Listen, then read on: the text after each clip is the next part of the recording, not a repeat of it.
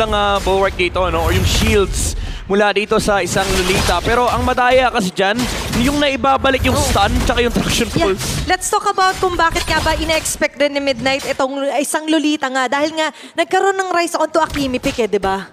Yeah. Ang daming projectile na binabato ng mga flex heroes ngayon, lalo yung Akimi, no? Even yung mga marksman, ang daming projectile, yung mga tulad nila Granger, yung mga Moskov, dito may bottom lane na pressure.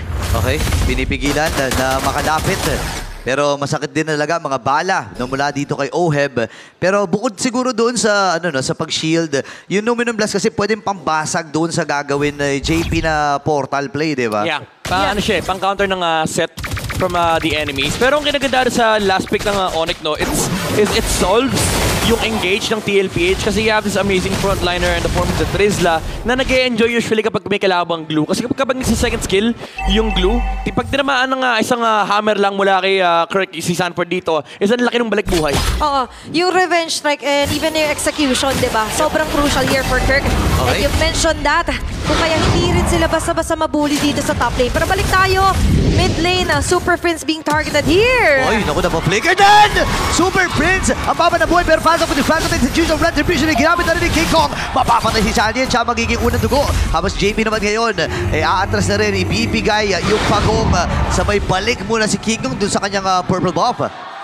May nagmintis. Ang ganda ng attempt Napakalupit ng attempt mula kay Sanji pero may hindi tumamang skill mula kay Sanji and si King Kong. Binitawan muna yung purple. Mas importante na i-punish niya yung flicker play na ginawa ni Sanji ron. Pero for TLPH, masaya naman sila kasi nakuha nila yung neutral objective ng game. So kahit papano, even though that's a first blood, a first turtle naman para sa TLPH, pinag-usapan nga natin crucial yung combinations talaga ng Louis to totally maximize the vacuum. Yeah. Pero ngayon for Onyx, they also have the capability na manurpresa yet again with the chip here para kay Brusco. Medyo nakaka-bad trip din honestly yung glue ni Sanford dito. If you're the Lancelot, kahit sabihin natin nga pwede mong dasyan yung glulets. Alam mo yung magdamag, nasa harap mo yung glue, parang pwede mong dasyan. Pero pag iniwan mo, kaya kang istakan din kasi niyan Okay, portal. Okay, hindi yata may iwan dito si Cartesi kasi ando na rin yung Abrasion Swat!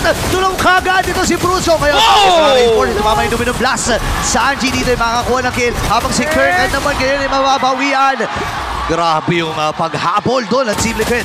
4-man Numinum Blast! Ang tagal nating hindi nasabi yun. And napakaganda kang praises rat mula kay Cartesi. Full stack, full damage, isang ampas lang nawala yung chip. And that's what you want kapag ka-Fred rin ka. Pero sa may bandang baba, pwede maging 2v2. Brusco just chasing down someone na pwede magtago. Pero sa ngayon, full-on fight yung meron kang Lolita with JP. Oh, mid lane. Okay, sa gitna naman si Super Prince na kompo. Tinamaan ng energy eruption at si Sanjay free hit lang with that dispersion and rotation. Grabe. Di ba tatapos to? Grabe naman si Cartesi. Doon palaban Fred rin man. Alam mo, sobrang importante kasi again for both teams na i-clear yung mid. Dalawa sila actually magki-clear niyan para basically supercharge. Walang dandruff dyan sa mid lane. Diba? Supercharge with clear talaga. Tsaka kung kanina akala nyo, makiklear nyo na siya, ay hindi. Nakabanat pa ng Appraiser Strat. And all in all, ito yung mature version talaga na Cartesi na nakikita natin. Hindi na ganit sa farm.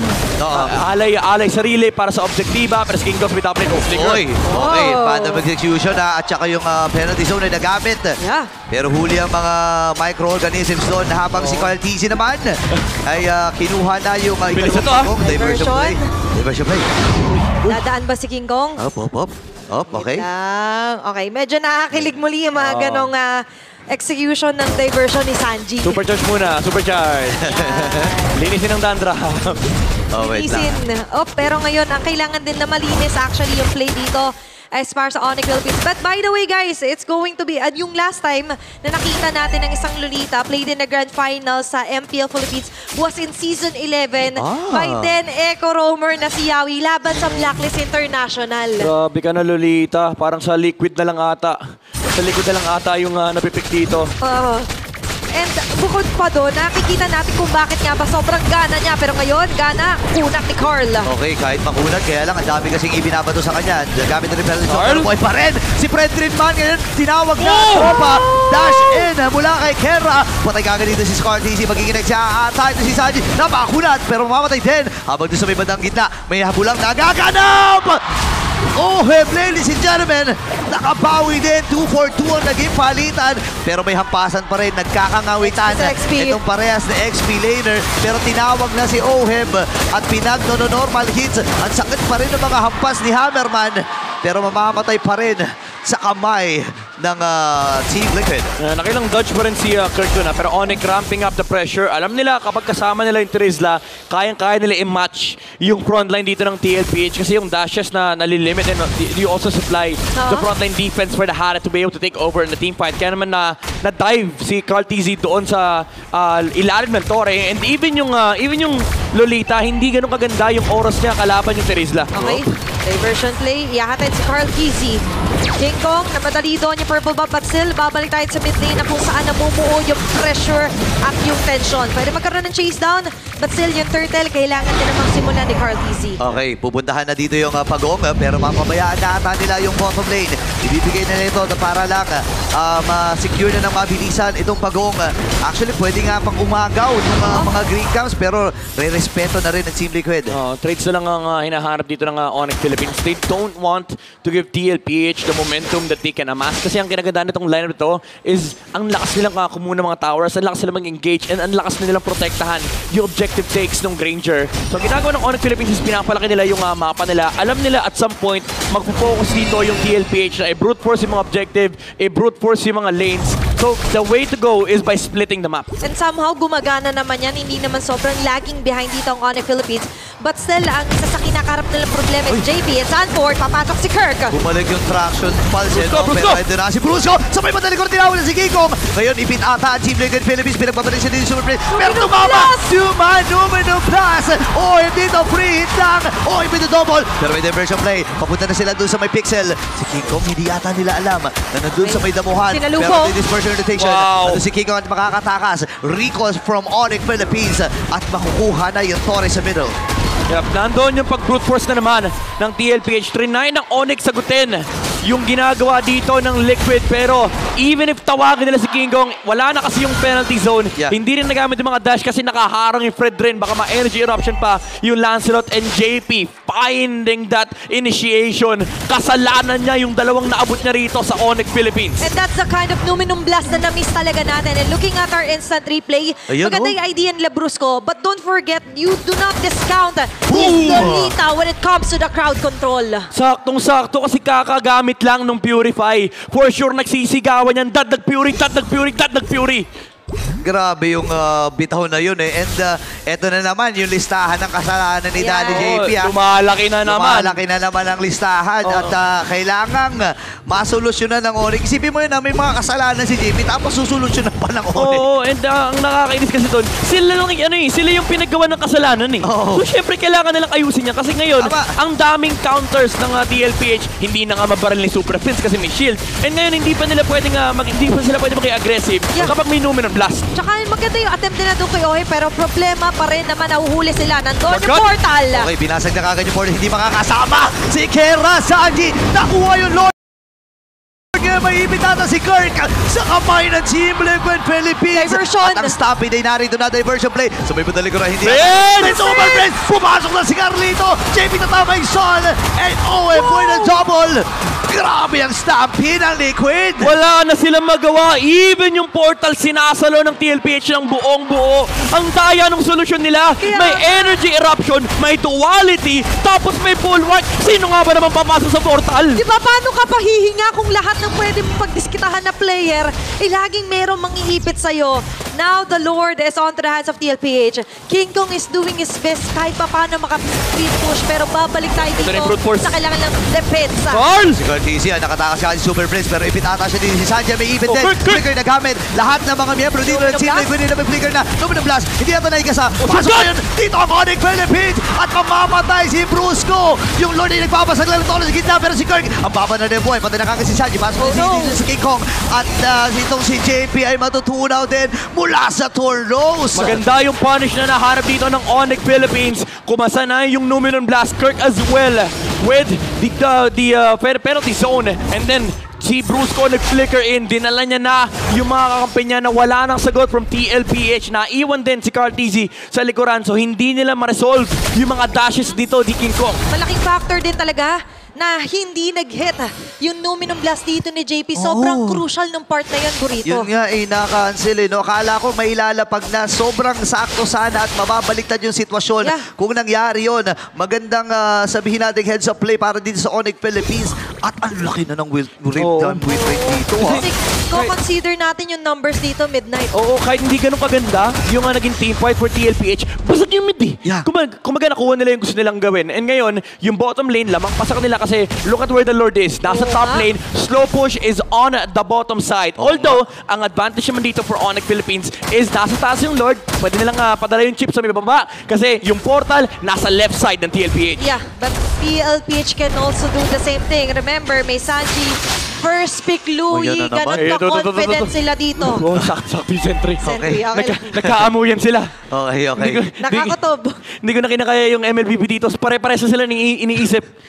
Napakapit nga rin ako. Akala ko mabibitaw yung diversion play. Parang silang nananalamin eh. Ganun Oo. din yung galaw. Nagkakapasahan sila eh. Ang nakakatakot doon, kung shumot doon, tas sakto yung sentry, kita ng Onyx yung buong members ng TLPH. Yari sila Revealed dun. Diba? And you wouldn't want to reveal sana na maaga yung posisyon. At katulad Revealing kanina area eh. midnight, paano mo ba kakalabanin yung sarili mo rin? Oo, mahirap nga naman yon yung titingin ka muna sa salamin. Diba? Pero ito, naka-ready na naman. Pinipindot na naman yung diversion. Ito na naman tayo. Minigame ng Lord. Baba muna, slow push. Nahawakan na ni Sanford yung wave sa bandang ibaba. Pero do take note, again, ang Onyx Philippines, meron po silang Y-walk sa kaliwa Oo na nga. nasa likod ng TLPH. Ako, nakakatakot ito Ngayon, ay nakita ata. Eh, inaapakan. Nagkakita. Hoy! Ginabangan! Doon lumabas si Brusco. Ngayon ay nagamit yung Numinum Blast. Grabe, galit na May galit. idea sila, may information sila. Layo muna si Bruce, nagamit yung conceal. Pero andito yung diversion. Sinundan! Limang miyembro ng Team Liquid Philippines! Lord! Pero yung Lord, pinabers na kagad din ng Onyx. Alam na kagad nila, Sanford. si Sanford pinipigilan lang yung Grabe. plano dito ng Kill. Onyx. Napakatibay Sanford lang talaga. dapat. Paano mo mababawasan? Kung nakagrab-grab ako sa'yo, si Kiko ka nasa iban dito. Atras muna, JP, to the rescue na rin. Si Zone Skull, dito yung Skull. mga miyembro ng Onyx. Okay. Si Sanji ay nandun with the pokes. Oh my Pero si God. Oheb, diretso lamang ang tingin dito sa Lord at makukuha na nila ito ng libre. No, grabe yung commitment nila dito. Yun naman naman hindi man mag-hit, pero hindi nila sinukuha na kunin si Brusco.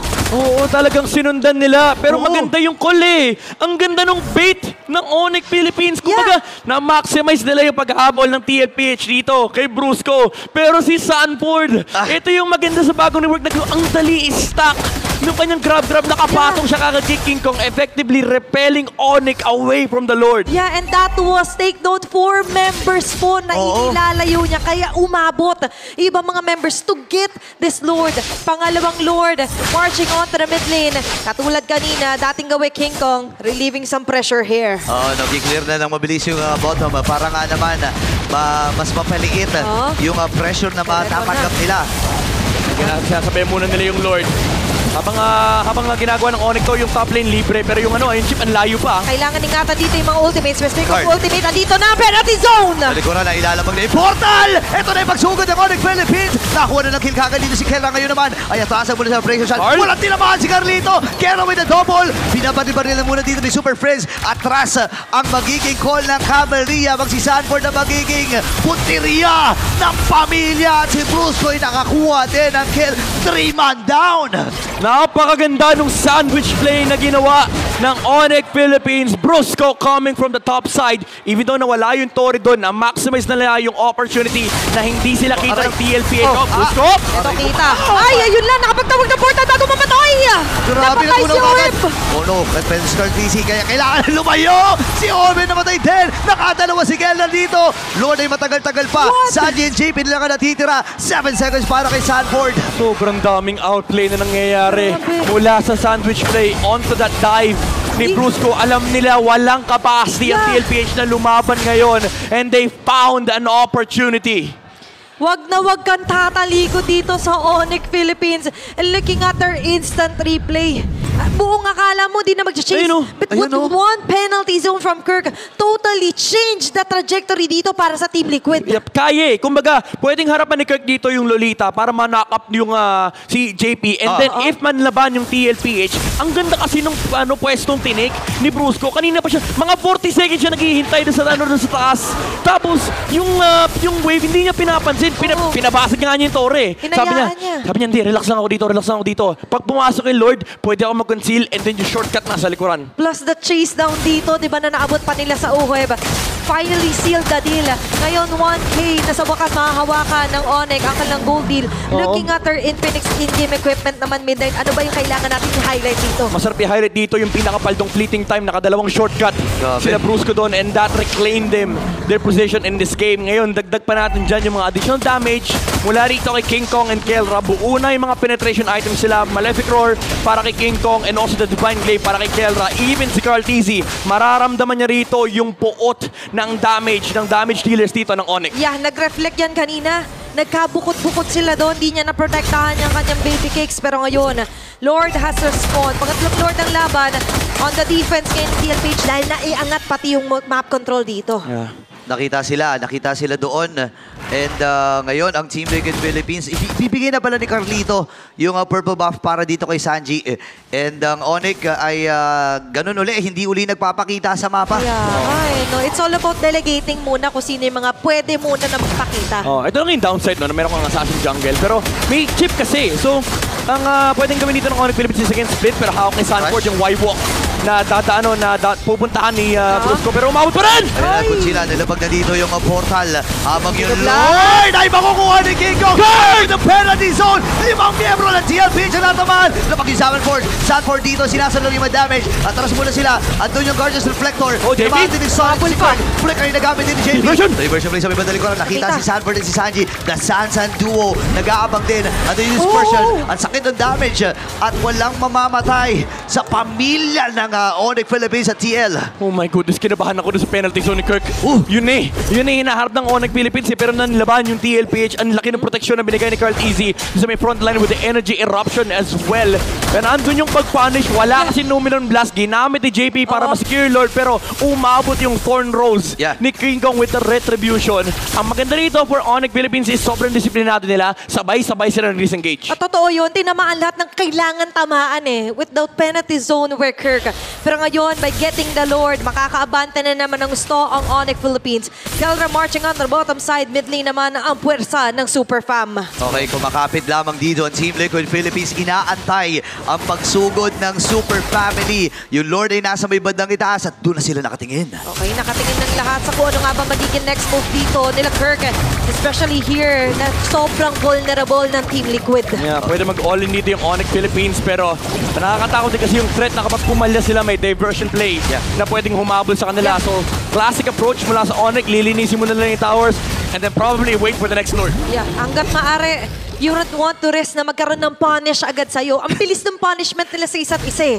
Diba, may chase and you have the portal here para kay Brusco din. Ang hirap pala maging immortal, pre, no? Pre. Ang hirap, road to immortality, pre. Pag road to immortality ka, pre, di ka pwede huminga. Hindi talaga eh. Kaya yung audience, buti nga yung mga audience nakakahingi. Okay, inhale, exhale, makakadepensa. Yung firepower naman enough dito, Midnight, diba, for TLPH? Yeah, kaya naman nila. There's a lot of control from the side of TLPH. Pero ang ginagawa kasi dito ng Onyx Philippines, nagtatapo na sila ng katawan. Yung katawan ni Brusco, yung katawan ni Kirk, napaka-macho. Kayang-kaya nila saluhin yung mga damage output na nanggagaling dito mula kay Oheb. And tinatahina ni King Kong yung pahina dito ng Onyx Philippines. Basta maabot niya lang si Oheb. Yeah, and it all made sense na nga lang din. Kasi doon nagsimula actually yung pag-rise ulit dito ng Onyx Philippines. And now, looking at the position, sobrang crucial na naman na walang mabukod, walang nag-iisa kasi nga yung mga pick-off ay sobrang high kayo. Naapakan yung Y-Walk. Nag-aabang sila sa Y-Walk na Grabe, portal, no? ha? Hinihintay nila na eh. Nagbubukas yun eh. Nakikita mo nagbubukas yun eh. Pero ayaw i-check. ayaw check ni Brusco. Nagpapanggap siya na hindi niya alam. Patay mali siya lang kumbaga. And as a chip specialist, alam ni JP na ito yung possible window na CCD pa talaga. Lalo't yun yung nabutas ulit sa kanila. Infinix in-game equipment check muna tayo, Midnight. Naka-Oracle naman and Immortality by the way dito si JP. Oo, nagbenta na ng boot si Kelra. Meron ng additional sustain dito with the concentrated energy. Pero pinakamagandang i-highlight dito is yung immortality ni Kirk and also yung papuntang siguro Blade Armor, Dominance Ice. Para sa Terizla, para at least mabawasan dito yung sustain na nanggagaling mula kay Carl Tanford. Pero ito, setup ng Onyx Pins, medyo masama na nasa baba yung Lord para sa kanila kasi pangit yung pwesto ng Y-Walk. Pero ang kinaganda pa dito is chip pa din ito eh. Kumbaga pwede nila kontrolin yung kaliwang side na hindi sila masyado nag-worry kasi for sure may nagbabantay ng Y-Walk sa baba. And even with King Kong here, na nakikita naman natin na tinitake into consideration nga nila na kahit na medyo lugi man ang position ng Basil at chip is a chip, pero ngayon awareness onto the map, pagbabasihan natin yung execution din nila. Ito na naman tayo, may minigame na naman ng Lord. Ganito sa Pilipinas, yung Lord sinesetapan yan. Kung sa ibang region, suntukan sa Lord dito, pagandahan ng pwesto sa Lord. Diba hanggat maaari, hanggat kaya nilang itago, hindi muna nila ipapakita talaga. Tsaka sobrang importante nitong Lord na to kasi enhanced na Lord na to. Ito yung hindi na namamansin. Hindi na namamansin ng hero to eh. Suplado na yan. Suplado na, hahapasin nito, Tori lang eh. Saka nagiging Onyx yan, pre, may kidlat yan eh. Kumikidlat jutsu to eh. Diba? And Onyx actually needs that Lord if ever man. Same goes for TLPH, knowing na nabasag nga nila by the way, yung base sa gitna ng Onyx Philippines. Tinatanggal yung tanggal dandruff buong mapa. Clear muna ng wave. Kailangan. And ang masaklap dito for TLPH is again, basag na naman yung top lane. Medyo malas yung pwesto rin para sa kanila. So all in all, pantay lang kasi for the chip, hindi ganun kaganda na nasa baba yung Lord pero may Y-Walk pa rin naman. And for TLPH, wala rin silang tower sa may top lane. So I would say may konting kalamangan dito, yung Onyx because of the chip factor. Pero again, kanina pa ayaw bitaw ni Sanford yung Y-Walk sa baba.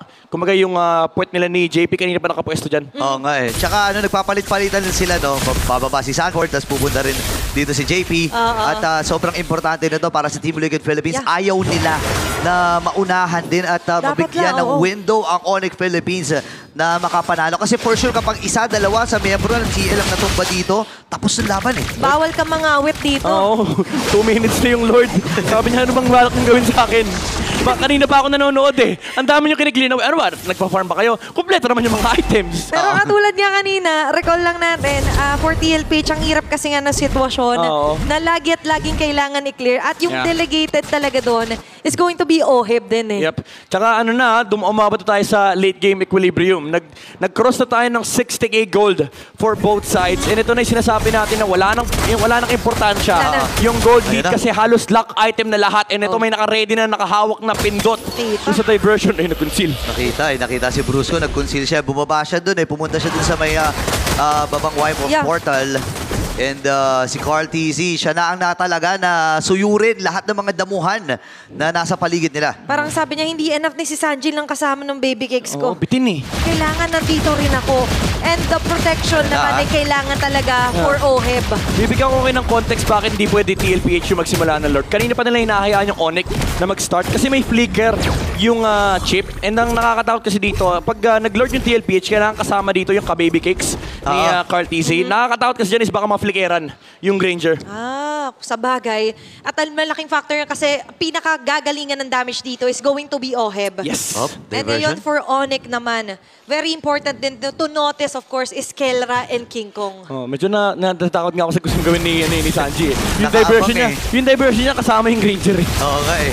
Alam mo naman, kailangan nila itago yan kasi yan yung isa sa mga main damage dealer nila. Pero sisimulan na yung Lord. Itutuloy pa to or i-reset? Nakaabang si Carl TZ just in case. Kasama niya si OHIB para if ever magpakita si King Kong sa may top lane. Pero kasama rin nila si Sanji. And tinetesting ni Sanji kanina pa yung range eh. Abot naman sa Lord Pit. Grabe yung macro dito, no? Napakatindi ng tiisan dito, pre. Meron tayong record by the way ng pinakamahabang Lord Dance. Ang record po natin ng pinakamahabang Lord Dance ay 7 minutes 11 seconds. Wow! So far, yung Lord Dance na to, 4 minutes and 30 seconds na. May mabibit nga ba ulit na record for the Lance dito sa FPL Philippines? And kanina nga sinasabi ng range. Kasi nga natin, kapag yung gawin niya. Ang kanaan. Kasi support dash in sun ka. So hindi rin pwede risk ng Onyx Philippines. Okay. 5 minutes. 2 minutes to go. Napakatagal na itong Okay. Lord na to. Alam mo, ano na nga, nagtatampo na nga yung Lord na yun eh. Wala nang umahampas sa kanya eh. Kanina, hinahampas-hampas pa to eh. Okay, stack. Check muna tayo dito para kay OR. By the way, 51 onto his Sky Piercer. Akala nyo yung laro dito sa MLBB, suntukan lang. Hindi, may minigame dito. Hindi. May MLBB part 2 rito. Ang daming side quest na kailangan gawin dito ng mga players natin before the main quest. Before natin kapag nangangawit na... Kanina pa may ST in duty, no? Nag-gambit sila. G. Tapos sa kaba, si Brusco, dito ka lang, pakita ka lang dito, pwede ka mag-portal. May ganong labanan pa. Oo, kahit tayo napapa-overtake, ano nga ba yung posibilidad? Brusco. Hinahanap si Oheb. Oy, Carl. LTC. Pag nag-fights, Carl. Kita nila yung Fred Ren. Ayan na, si Brusco ata ang Nice! pupuhan nila. Pero nandun na ang tropa! Onyx Philippines ay lumaban na mag-examine force. Atras muna din Team Liquid Philippines. Pero si Kiko sa likod ng naging punteriya. Namatay na si Carlito. Atras muna ang tatlo. Oh, no! Ito si Sanford nakasanib din. Mapapatay ba? Itong nasa liban niya, yes sir. Patay si Brusco dito. Pop yung emo. Mid! Pero sa gilid ng bahay, may nagaganap. May nagaganap na nagmamadali! niluluto ang Team Liquid Philippines. Base locking na sila dito. And we are the match point. Team Liquid is doing it! Securing the match point para sa ating Grand